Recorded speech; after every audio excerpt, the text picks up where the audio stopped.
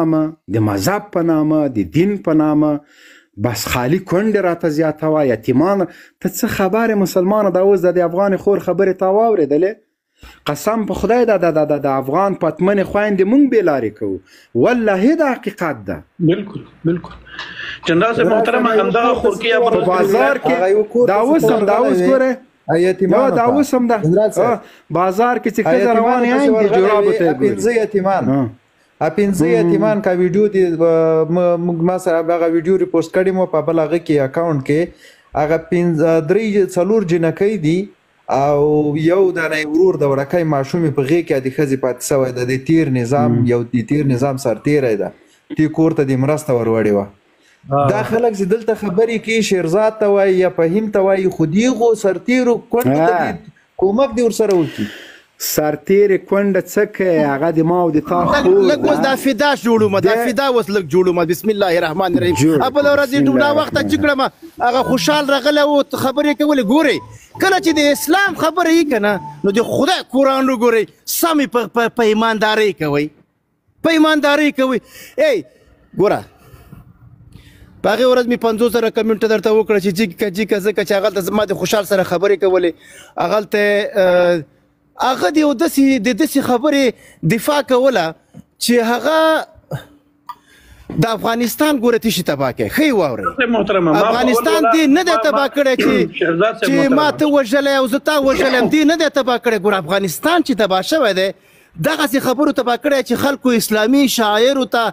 غلط نسبت کړی دی بیا دوی داسې فکر کړی چې دا ولس خو زه مړه د ما په یو ډر پر سره به وډار شي او بس که دلته په یو ټانک راغلم که په یوه تیاره راغلم ټول به پسې والم زه په مخه نه دا 15,000 کاله د افغانستان تاریخ تاسو وګورئ 15,000 کاله دغه د فرنګیانو د انګلستان د ماتې نه را شروع تر دا اوسه پورې تاسو دا تاریخ وګورئ افغانستان هر کله چې اسلامي شاعرو ته غلط نسبت شوی دی هغوی ته توهین شوی دی بیا افغانستان تباه شوی دی څه نومیږي ظهیرالله نومیږي څه کېږي هغه د داسې خبرې شهزاد صاحب اول خو پیغه ورځ په لایف کې ولا ما د تا کمنټونه نه ولیدلې خو بیا په واتساپ کې داسې میسیج راته وکړو ما راپورته کړلی زه یوه خبره کول غواړم جنرال صاحب محترم دا اوس کومه خورکۍ راغلې وه دا بل ورځ زموږ لایف ته هم راغله موږ همداسې غوږ ورته نیولی یو لکه دا تا وکه خو جنرال صاحب محترمه مایک مو بنده جنرال صاحب همدا خورکۍ که څومره د ولسمشر لایف ته تللې وه که نه او خدای برملې پسې راوخېزه او غریبه یې خبرو ته نه پرېښوله همدا کسان دي چې د خلکو لپاره حق غواړي او بیرته د هغه په لایف کې قسم د دغې خورکۍ غریبې ته توهین وکړو څومره یې سپکه کړله هلته یې لایف په مایک یې پرې بنداو نه یې پرېښوله خبرو ته خو الحمدلله موږ به داسې نه کوو دا استمو ناوخته چې کړی بخښنه غواړم شهزاد صاحب خو نن د ولسوال سخت خراب ولسوال میسیجونه کوي جنرال صاحب ما بیا درجه که خبرې کوم مداخلت نه کوي فدا صاحب غوږ ونیسئ والله د حق خبره وکړئ زه هم د خدای د رضا دپاره د دې ولس دپاره د ولس باندې د ولس د زخمونو د پټیو کولو دپاره خبره وکړئ دا نو اوس شی شو چې خپله غلطي به زه نه منم او نه به منم تر اخره پورې به ځان ته غټ غلم یم ځان ته به بیخي ملایکه وایم دا نه کیږي دا نه مني دا ملت شیرزاد صاحب اول د امارات بدیل ما ته راوښیي زه دا سبا امارات نه منم دا د یو دغسې امنیت به وي دغسې سوله به وي همدقسې کارونه دي وکړي دې نه دې زیات نه کوي بس سبا د دوی راسي ښه دا اوس شپږ میاشتې بعد به موږ وعده وکړو چې امارات بس خدای د هغه سات نه کوي لاړه بدیل یې څوک ده څوک ده بدیل راستي دغه دی دا دی لږ غوږ ونیسئ همدغه دی زه داسې ځای کې یم ښه چې ډېر ازاده هوا ده دا او دا په یاد ساتئ خدای ناخواسته او خدای ناخواسته که دا مسله خو راتله که نه نو بیا عاطفه السلام علیکم درود مهر دوستای گرامی وطندارای عزیز سپاس جنرال مبین که مرا دوباره فرصت دادین اما قسمت که چند روز قبل با شما صحبت کردم سوال من همی است که چرا بانوان ما در خانه ها قید هستند و دختران مکتب نمیرن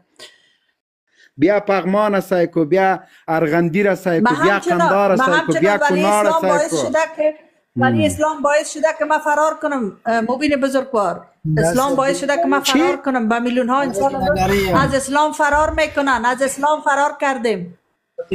خیلی ما چی کنیم خواهر محترم؟ ما چی کنیم که شما از اسلام فرار نکنیم؟ چرا در اسلام قدر خشونت از بین سنی و شیعه جنگ است، نفاق و نفرت در بین خود مسلمانای ماست؟ چرا؟ شیعه ها بین خود جمع نیستن، سنی ها بین خود 4 گروه شدن. یک دقیقه خواهر محترم گپای ما رو بشنوین. چشم میشنوین. شیعه ما با سیک با هندو مشکل نداریم، در افغانستان زندگی میکنن. اگر مبین یک جرم را میکنه شما لطفاً جرم مرا به اسلام ربط نتین. اما مسلمان هستم، جرم میکنیم بگم مجرم مبین مجرم است. ما چی کنیم که شما از اسلام فرار نکنین؟ بفرمایین خواهر محترم. قربانتان، همی که صدای مرا میشنوین مرد هستین، صدای ما بانوان میشنوین. قربان شما مردای با غیرت ما. به هر گوشه و دنیای که هستین همی که احترام به زن قائل هستین، همی که احترام به اطفال قائل هستین. خواهر محترم مردای وطن ما. عاطفه خواهر، ما چطور به بانوان به خانما احترام نکنم که خانم مادر ما، خانم خواهر ما، خانم دختر ما، خانم همسر ما، از هر طرف ما چطور یک مادر پایهش نبوسم که مادرم است، یک خواهر احترامش نکنم که خواهرم است. شما لطفاً اسلام تارگت نکنین. یک کسی با خانم خود ظلم میکنه، ایره برش اسلام نگفته. یک کسی با دختر خود ظلم میکنه، در بد و در پیسه میته، ایره اسلام نگفته. شما خیر از دین مطالعه کنین.